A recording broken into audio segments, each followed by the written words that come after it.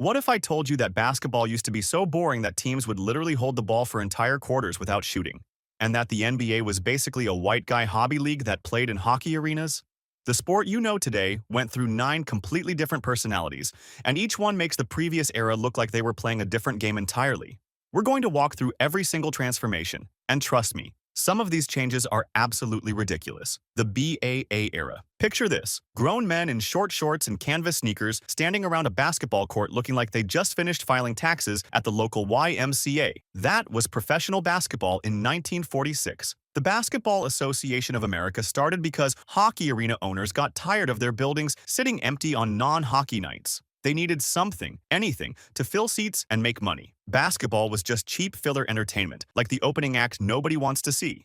The BAA had 11 teams when it started, but calling them professional teams is generous. Most players had day jobs. They played basketball for extra cash on weekends. The average height was around 6 feet, which means most of these guys would get destroyed by your local high school team today. Teams kept folding because nobody wanted to watch this version of basketball. The BAA lost 4 teams after the first season, and the National Basketball League was having the same problems. Both leagues were failing separately, so they decided to fail together. The merger in 1949 created the NBA, but it was still the same boring product with more teams. By 1955, the league had shrunk to just 8 teams. Here's the crazy part about early basketball. Teams would get the ball and just hold it for entire quarters. They would pass it around the perimeter for 20 minutes without attempting a single shot. There was no rule saying you had to shoot the ball, so teams didn't. Games regularly ended with scores in the teens. Fans would literally fall asleep in the stands. The sport was dying before it even lived. Then George Mikan showed up. Mikan was 6 feet 10 inches tall, which made him a giant among regular-sized humans. He dominated games simply by being the only tall guy on the court. Teams had no idea how to guard him because they had never seen anyone his size before. Mikan would stand under the basket and score at will. The league immediately called him the greatest player ever, which is hilarious because his main skill was being born tall. Joe Fulks became another early superstar by doing things that seem basic today. He could actually shoot jump shots while moving, which was revolutionary in 1947. Fulks averaged 23 points per game, and people acted like he was performing magic tricks. Any decent high school player today could replicate everything Fulks did, but back then, it made him a household name. The low point came during the early 1950s when games regularly ended in the teens and 20s. Teams would hold the ball for entire quarters without shooting once. Fans demanded their money back. Something had to change or basketball would die completely. Danny Biasone saved the sport by inventing the shot clock in 1954. He did the math and figured teams needed to shoot every 24 seconds to create a decent-paced game. The shot clock forced teams to actually play basketball instead of standing around holding the ball. Scoring immediately jumped from the 40s to the 90s per game. Fans could stay awake during games again. This slow-motion disaster somehow transformed into actual entertainment. The shot clock was basketball's miracle cure, turning a boring game of keep-away into something people wanted to watch. The league went from funeral pace to fast-break excitement almost overnight. But once teams started actually playing basketball, something unexpected happened that nobody saw coming.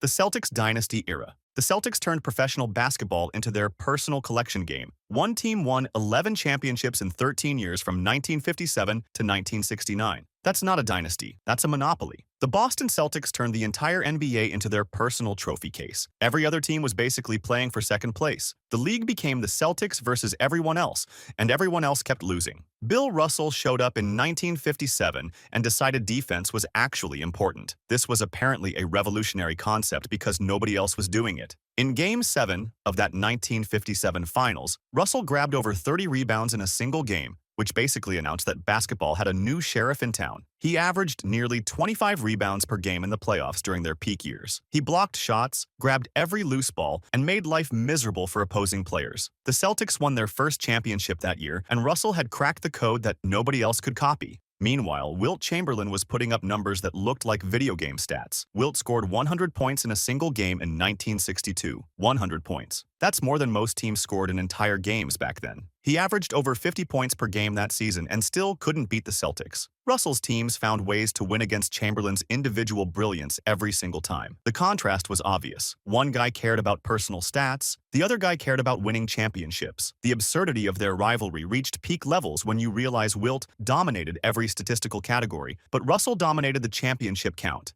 Chamberlain scored more, rebounded more, and was physically more imposing than Russell. But Russell's Celtics beat Chamberlain's teams in the playoffs over and over again. Individual greatness kept losing to team greatness. which drove Wilt crazy for the rest of his career. Oscar Robertson averaged a triple-double for an entire season during this era, and people barely noticed. Robertson put up 30 points, 11 rebounds, and 12 assists per game in 1962. Any other decade, and that would be the biggest story in basketball. But the Celtics kept winning championships, so Robertson's incredible achievement got overshadowed. That's how dominant Boston was. They made other superstars look like footnotes. The league became predictable in the worst way possible. Fans knew the Celtics would be in the finals every year.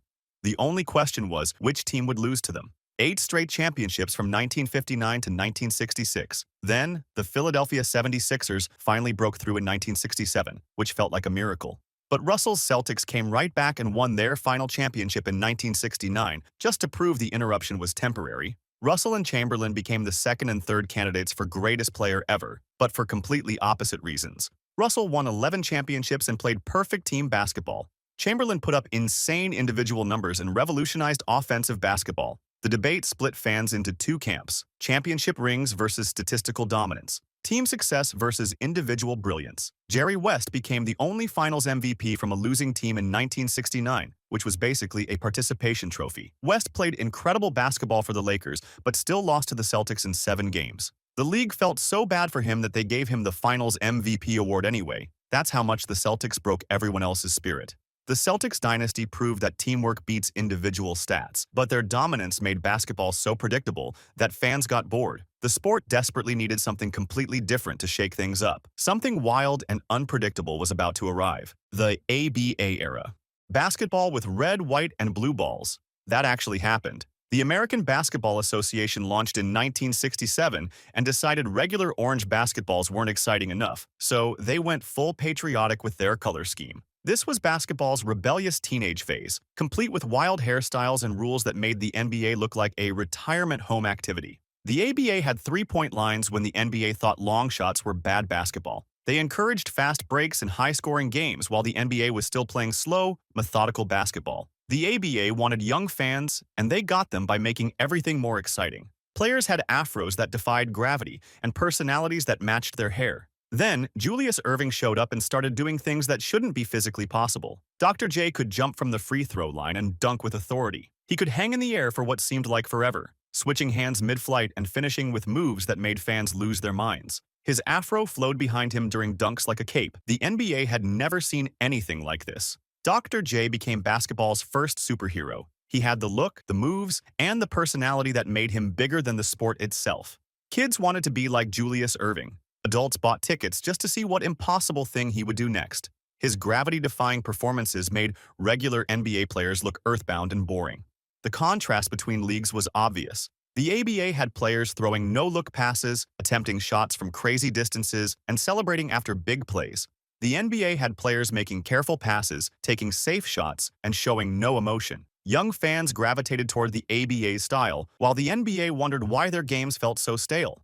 Anything could happen in ABA games, and usually did. Teams scored over 120 points regularly. Players attempted shots that would get them benched in the NBA. The league encouraged individual expression and exciting play over conservative basketball fundamentals. Games were unpredictable entertainment rather than strategic chess matches. Kareem Abdul-Jabbar entered during this chaos and immediately became another candidate for greatest player ever. His skyhook was unstoppable in either league. Kareem played 1 season in the ABA before joining the NBA, but his presence during this era showed that elite talent could thrive in the more exciting style of play. The NBA realized they had a serious problem. Their games looked boring compared to ABA highlights. Young fans preferred the flashy style and colorful personalities of the competing league. TV ratings showed that people wanted excitement over strategy. The established league needed to adapt or risk becoming irrelevant. Financial reality forced the merger in 1976.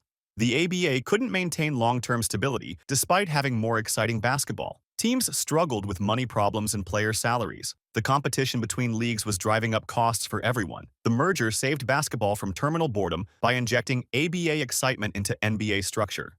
4 ABA teams joined the NBA, bringing players like Julius Erving and George Gervin. The three-point line eventually followed. Fast-paced, high-scoring games became the new standard. Individual expression was suddenly acceptable. Basketball transformed overnight from conservative sport to exciting entertainment. The merger brought together the NBA's financial stability with the ABA's innovative style. This combination created the foundation for basketball's growth, but the league still needed something more to capture television audiences nationwide. The Magic Bird era. Two college kids from Indiana State and Michigan State faced off in the 1979 NCAA championship game. Magic Johnson and Larry Bird entered the NBA that same fall and turned a dying league into must-see television. They were complete opposites in every way possible, which made their rivalry perfect for TV drama. The NBA was in serious trouble before they showed up. Finals games were being shown on tape delay because networks figured nobody would stay up late to watch basketball live. Ratings were terrible. Fans had stopped caring about professional basketball. The league needed something dramatic to bring people back, and these two college rivals delivered exactly that. Magic joined the Lakers and brought Showtime basketball to Los Angeles. Fast breaks, no-look passes, and celebrations after every big play. He was 6 feet 9 inches tall but played point guard, which nobody had seen before. Magic could run the entire offense while also posting up smaller players. His smile was infectious, and his style was pure entertainment. Every Lakers game became a show. Magic won Finals MVP as a rookie after filling in at center when Kareem got injured, proving his versatility could dominate the biggest stage. Bird joined the Celtics and brought blue-collar work ethic to Boston. He made shooting look like precision engineering. Bird could hit shots from anywhere on the court with defenders draped all over him. He talked trash constantly and backed it up with incredible performances. His fundamentals were perfect, but somehow that made him exciting to watch. Bird made basic basketball look like art. He won Rookie of the Year after leading Boston from 29 wins to 61 wins in a single season. Their rivalry consumed the entire decade. The Lakers and Celtics won 8 championships between them from 1980 to 1989. Every other team was playing for third place. Magic and Bird met in the finals 3 times, with each series feeling like the most important games ever played. Fans picked sides and stayed loyal for years. Magic revolutionized what point guards could do. He averaged over 11 assists per game for his career while also scoring and rebounding at elite levels. Magic proved that versatility and basketball IQ could dominate games just as much as size and athleticism. Bird made shooting an art form that other players tried to copy for decades. He won 3 straight MVP awards from 1984 to 1986, which shows how dominant he was during his peak years. Bird could score from anywhere, pass like a point guard, and rebound like a forward. He was fundamentally perfect at everything basketball required. Their rivalry brought finals games back to live television and made basketball appointment viewing for the first time in league history. Fans would plan their schedules around Lakers-Celtics games. TV ratings shot up whenever they played each other. The league grew from struggling organization to entertainment powerhouse during the 1980s. The 1980s proved that rivalry and personality could save a struggling sport. Individual talent was important, but the storylines between stars mattered just as much. The league learned that fans wanted drama and competition, not just good basketball. That lesson shaped every marketing decision for the next 40 years. This success story created the blueprint for basketball stardom, but it also set impossible expectations for whoever came next. The league had found its formula for success, but nobody expected what happened when individual brilliance reached levels that made even Magic and Bird look ordinary. The Jordan era. Michael Jordan made basketball look like a single-player video game where one person dominated everything. He showed up in 1984 and immediately started breaking every offensive record while playing defense like his life depended on it. Jordan averaged 28.2 points per game as a rookie, which was just the beginning. He could score from anywhere on the court and shut down opposing players on the other end. Nobody had seen this combination of offense and defense in one player before. Jordan spent his early years getting destroyed by the Detroit Pistons in the playoffs. The Pistons created something called the Jordan Rules, which was basically organized violence disguised as basketball strategy. They would double-team him constantly, bump him off screens, and make every possession a physical battle. Chuck Daly's Pistons proved that individual brilliance couldn't overcome superior team defense. Jordan kept losing to Detroit year after year, and people wondered if one superstar could ever beat 5 guys working together. Everything changed in 1991 when Jordan finally broke through against the Pistons. The Bulls swept Detroit in the Eastern Conference Finals, ending the Bad Boys era with 1 series. Jordan had figured out how to make his teammates better while still dominating games himself. The Bulls beat the Lakers in the finals for their first championship. From that moment on, winning looked inevitable whenever Jordan stepped on the court. Then Jordan retired to play baseball in October 1993 after his father's murder, which somehow made America's pastime look boring compared to basketball. He left after winning 3 straight championships. The NBA lost its biggest star right when the league needed him most. Jordan spent time with the Birmingham Barons and Scottsdale Scorpions, trying to make it as a professional baseball player. Baseball couldn't contain the excitement that Jordan brought to basketball. Jordan came back in 1995 and proceeded to dominate the second half of the decade with another three-peat. His teammates looked like they were just happy to be there during these championship runs. Scottie Pippen was an all-star, but he became known as Jordan's sidekick. Dennis Rodman joined the team and became the rebounding specialist. Everyone else had specific roles while Jordan did everything. The 1996 season was when Jordan became bigger than basketball itself. The Bulls won 72 games, which was a record that seemed impossible to break. Jordan won his fourth MVP award and his fourth Finals MVP. He was appearing in commercials, selling shoes, and turning basketball into global entertainment. Kids around the world wanted to be like Mike, and adults bought tickets just to see him play. Jordan became the sixth player that people called the greatest ever. But this time, everyone actually agreed. Previous debates about greatest players had split opinions.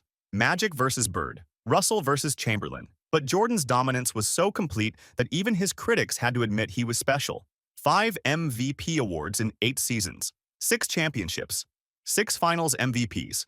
He never lost in the finals. Jordan retired on top after hitting the game-winning shot against Utah in 1998. His final act was perfect basketball drama. He stole the ball, hit the shot, and walked away as champion. Most legends dream about ending their careers like that. Jordan actually did it. The league was left wondering how to replace someone who couldn't be replaced. Jordan had turned basketball into his personal showcase for an entire decade. The sport would have to figure out what it looked like when no single player controlled everything. The Kobe era.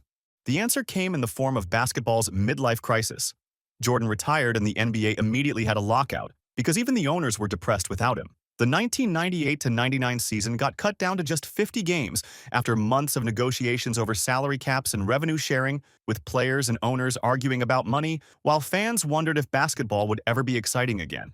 The shortened season felt like everyone was just going through the motions. Tim Duncan showed up during this chaos and started winning championships through the revolutionary strategy of being fundamentally sound. Duncan led the Spurs to their first championship in that lockout-shortened 1999 season, averaging over 27 points and 14 rebounds in the playoffs while earning Finals MVP honors. He emphasized defense, rebounding, and efficient scoring instead of flashy dunks or trash talk. Duncan made winning look like homework that he was really good at completing. Meanwhile, Shaquille O'Neal and Kobe Bryant formed the most dysfunctional, successful partnership in sports history. These two won 3 straight championships from 2000 to 2002 while openly hating each other. Shaq dominated the finals and won 3 straight Finals MVPs, while Kobe took over games in the Western Conference playoffs. They complemented each other perfectly on the court and couldn't stand being in the same room off the court. The Lakers went 15-1 in the 2001 playoffs, which was nearly perfect basketball, but Shaq and Kobe were arguing about who deserved more credit. In 2002, they swept the New Jersey Nets for their 3rd straight title, with Shaq securing his 3rd consecutive Finals MVP. The whole time, they were fighting about everything from shot attempts to media attention to who was the real leader of the team.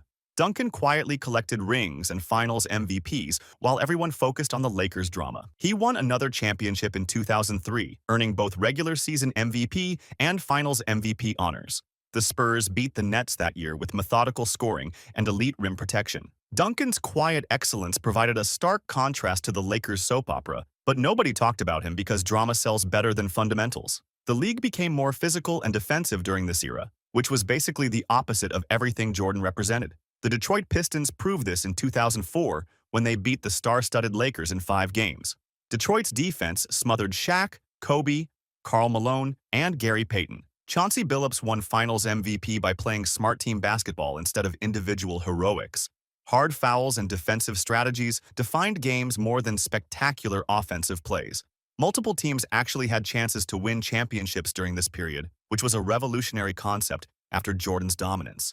Duncan led the Spurs to another championship in 2005, beating Detroit in 7 games and earning his 3rd Finals MVP. The competitive balance made the league more interesting but also more complicated. This era proved basketball could survive without Jordan, but it was going to be a lot more complicated and a lot less fun. The league had star power, championship-level competition, and multiple storylines. But something was missing. The simplicity of Jordan's dominance was gone, replaced by complex team dynamics and defensive-minded basketball. Then one player decided basketball needed more drama and took his talents to television, the LeBron era. LeBron James made a live television special about changing jobs that aired on ESPN in July 2010. The decision raised massive viewer interest but also created unprecedented backlash as LeBron sat in a chair announcing where he would play basketball next season. He treated switching teams like the finale of a reality show. Basketball had officially become entertainment first and sports second. LeBron entered the league in 2003 as the chosen one straight from high school. Sports Illustrated put him on their cover before he played a single NBA game. The pressure was insane from day one. Every game became about whether LeBron could live up to impossible expectations. He put up great numbers for Cleveland but kept losing in the playoffs. The Cavaliers couldn't build a championship team around him. After 7 years of falling short in Cleveland, LeBron decided to team up with his friends in Miami. This broke basketball's unwritten rules about competition. Stars were supposed to beat each other, not join forces.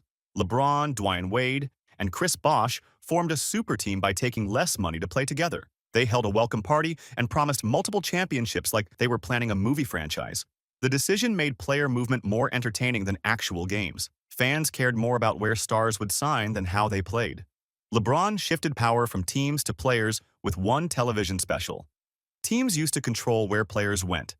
Now players could demand trades and choose their destinations. The whole dynamic changed overnight. The Heat's first season was rocky. They started 9-8 before finishing 58-24 and looked terrible together early on. LeBron averaged over 26 points, Wade added 25, and Bosh contributed 18 per game. But the chemistry was off. They reached the finals but lost to Dallas 4-2. LeBron scored only 8 points in the fourth quarter of Game 4, which became a turning point in criticism about his move to Miami. The shortened 2011-2012 season proved the super team concept worked. LeBron won his third MVP award averaging over 27 points, nearly 8 rebounds, and 6 assists. His 45-point performance in Game 6 against Boston saved their season. Miami beat Oklahoma City in 5 games for their first championship. LeBron finally won his first Finals MVP and validated his decision. The 2012-2013 Heat were even more dominant with a 66-16 record and a 27-game winning streak. LeBron secured his 4th MVP award with nearly 27 points, 8 rebounds, and 7 assists per game. They beat San Antonio in 7 games after Ray Allen hit that three-pointer in Game 6. LeBron won his 2nd straight Finals MVP. The run ended in 2014 when San Antonio dismantled Miami in 5 games. The Spurs' teamwork overwhelmed the Heat's individual talent. LeBron left Miami that summer to return to Cleveland, ending the Big Three era after just 4 seasons. LeBron became the 8th candidate for greatest player ever, though half the fans hated him for changing the rules. He won 2 championships and 3 MVP awards in Miami, but the way he did it split opinion. Some fans thought super teams ruined competition. Others respected his strategic approach to winning. The Heat proved super teams worked, but also that basketball became more about who was teaming up with whom. Player movement dominated headlines. Stars started planning their careers around joining other stars. The soap opera storylines mattered as much as actual basketball games. This player empowerment era had fundamentally changed basketball, but one team was about to break the sport completely by discovering that traditional basketball strategy was completely wrong. The Golden State Warriors dynasty. The Warriors discovered that shooting three-pointers from ridiculous distances somehow works better than traditional basketball.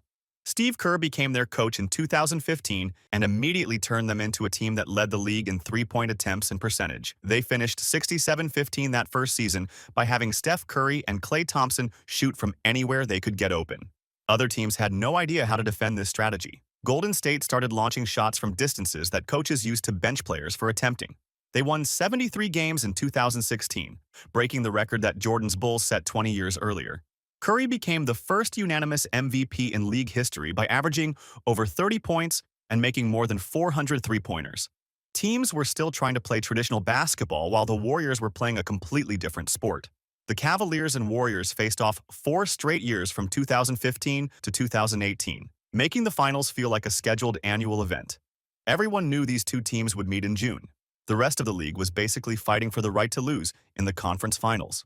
LeBron dragged Cleveland back from a 3-1 deficit in 2016 to beat the Warriors, with Kyrie Irving hitting that championship three-pointer and LeBron making the block on Andre Iguodala. That comeback just made their rivalry more intense. Steph Curry made shooting look like a cheat code, while the rest of the league scrambled to copy them. He could pull up from 35 feet and make it look routine. Curry changed what a good shot looked like. Coaches had to throw out decades of basketball teaching because this guy was making shots that were supposed to be impossible. Kids started shooting from their driveways because they wanted to be like Curry. Kevin Durant joined the Warriors in 2017 and took the hardest road by joining the team that beat him. Durant averaged over 35 points in the finals that year and won Finals MVP. The move made sense for Durant, but it also made the league boring. They already had the best regular season record ever. Adding Durant was like bringing a rocket launcher to a knife fight. The Warriors' success made every other team irrelevant for 3 straight years. They went to 5 straight finals and won 3 championships. Other teams were building rosters just hoping to compete with Golden State. Free agents started forming super teams based on who had the best chance to beat the Warriors. Three-point shooting fundamentally changed what basketball looked like during this era. Teams started taking 43-pointers per game. Big men had to learn how to shoot from deep, or they couldn't stay on the court. The Warriors proved that math mattered more than tradition. 3 points is more than 2 points, so teams started shooting more threes. Curry became the 9th candidate for greatest ever by literally changing how the game is played. He made shots that were considered bad basketball just 5 years earlier. Every team copied their style. Every young player wanted to shoot like Curry. The Warriors turned basketball into a 3-point shooting contest with occasional dunks mixed in. The Warriors dynasty proved that innovation beats tradition, but it also made basketball less competitive. Their style was exciting, but their dominance was predictable. They won so easily that fans got bored watching them destroy other teams. The league needed more competitive balance, but what came next made their era look stable by comparison. The player empowerment era. Stars started demanding trades like they were switching cell phone plans. Kawhi Leonard requested a trade from San Antonio to Toronto in 2018, then signed with the Clippers in 2019. Kevin Durant bounced from Golden State to Brooklyn to Phoenix in just a few years. James Harden traveled through Houston, Brooklyn, Philadelphia, and now the Clippers like he was collecting passport stamps. Jersey sales became a risky investment because fans never knew if their favorite player would still be on the team next season. The modern NBA became a league where load management and player demands matter more than actual games. Stars sit out nationally televised games to preserve their knees for the playoffs, which makes sense but drives fans crazy. They buy tickets to see LeBron James and he's wearing street clothes on the bench. Load management turned into a regular part of the schedule. Teams rest players during primetime games, which makes the league look bad to casual viewers. Social media drama and trade requests became more entertaining than the actual basketball being played. Fans refreshed Twitter constantly waiting for the next trade bomb. Adrian Wojnarowski tweets became more exciting than game highlights. Players use Instagram to hint at trade demands. They post cryptic messages that fans analyze like ancient hieroglyphics. The off-season became more interesting than the regular season. The league achieved competitive balance by making it impossible for any team to stay good for more than 2 years. 6 different teams won championships in 6 consecutive years. Toronto in 2019, Lakers in 2020, Bucks in 2021, Warriors in 2022, Nuggets in 2023, and Celtics in 2024-2024. The Nuggets used size and passing with Nikola Jokic, earning 3 MVP awards. The Warriors relied on speed and shooting during their run. The Bucks won with strength and toughness behind Giannis Antetokounmpo's 2 MVP awards. No single formula worked for winning anymore. Player empowerment reached its logical conclusion with stars controlling their destinies completely.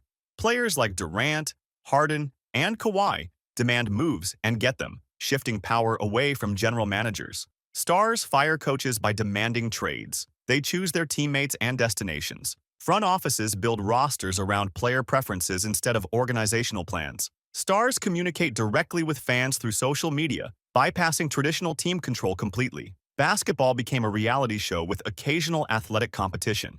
The Cleveland Cavaliers look strong but are untested in playoffs. The Oklahoma City Thunder are young with Shai Gilgeous-Alexander emerging as a star. The Boston Celtics have depth. The Denver Nuggets proved themselves already. Even the Detroit Pistons surprised people with their improvement. Any team can make a run because rosters change so frequently. Everyone gets to be the greatest ever for their 15 minutes now. LeBron became the all-time scoring leader and won another championship. Jokic dominated with his unique skill set. Giannis carried Milwaukee to a title. Victor Wembanyama arrived and generated global excitement before playing a single game. The international impact grew with Toronto's championship, inspiring an entire country. Teams now shoot over 35 three-pointers per game compared to the old days when that was considered bad basketball. The style emphasizes space, pace, and perimeter skills. Players and agents control playing schedules through load management policies. Team culture becomes harder to build when rosters change constantly. The current era created both competitive balance and unpredictable chaos. The 2025 finals could produce a seventh different champion in 7 years. No clear favorite exists heading into playoffs. This transformation represents basketball's most dramatic shift yet, turning the sport into something completely unrecognizable from where it started. Each era's greatest player ever was really just the league's response to the previous era's problems. Mikan was tall when everyone was short, triggering rule changes. Russell won with defense when individual stats mattered too much. Magic and Bird brought showtime when games were boring. Jordan dominated everything when the league needed a superstar. Curry shot threes when the game was too predictable, revolutionizing strategy completely. The NBA's constant evolution from stalling tactics to social media trade dramas shows how reactive this sport really is. The shot clock fixed boring games. The three-point line added excitement. Player empowerment created chaos. From wool uniforms and 19-point games to 43-point attempts and Instagram trade demands, the NBA is less a sport and more a live reality show, and that's exactly why we love it. Which era do you think broke basketball the most? Let me know in the comments and subscribe for more deep dives into sports history.